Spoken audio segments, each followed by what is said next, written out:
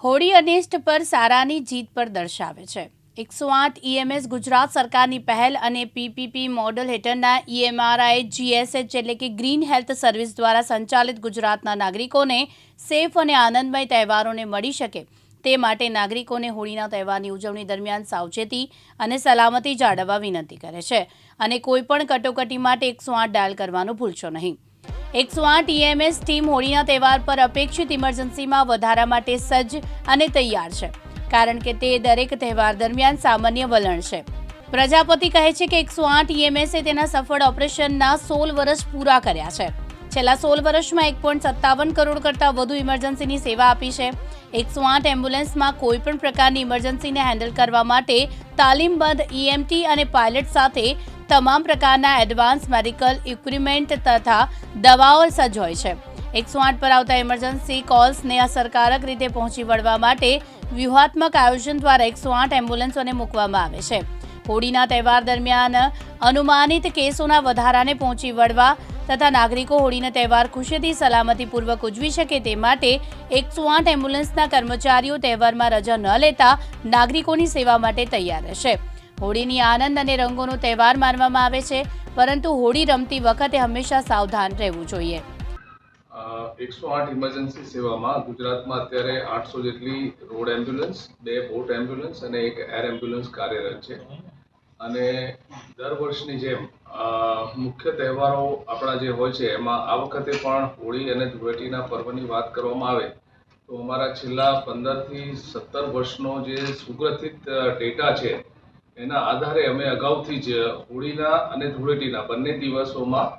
આ વખતે ખાસ કરીને જ્યારે વીકેન્ડ સાથે લિંક છે એટલે લોંગ વીકેન્ડ થાય છે એના કારણે કયા પ્રકારની ઇમરજન્સી કયા જિલ્લામાં કેટલી વધવા પામશે એનું એક ચોક્કસ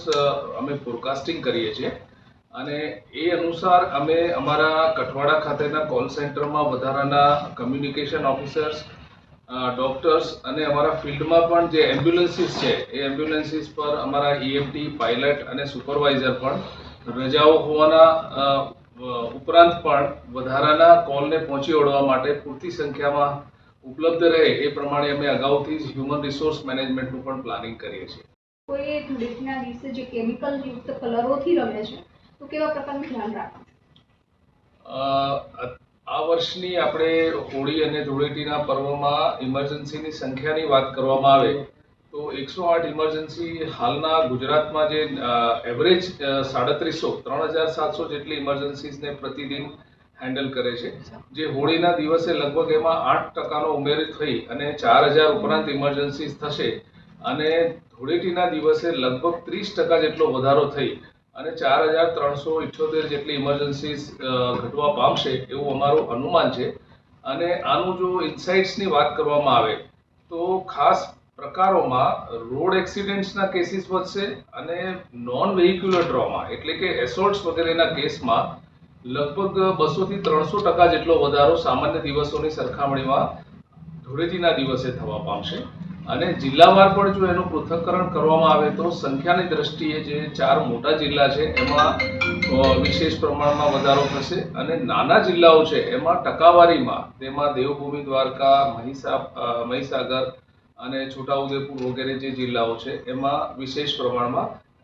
કેસીસમાં વધારો થશે। આ ઉપરાંત ખાનપાનના કારણે એક્યુટ એબ્ડોમિનલના પેઇન્સ, પોઈઝનિંગના કેસીસ અને તહેવારની ઉજવણી દરમિયાન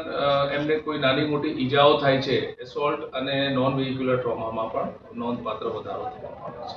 ચિરાગ પાટડિયા, દિવ્યાંગ ન્યૂઝ, અમદાવાદ।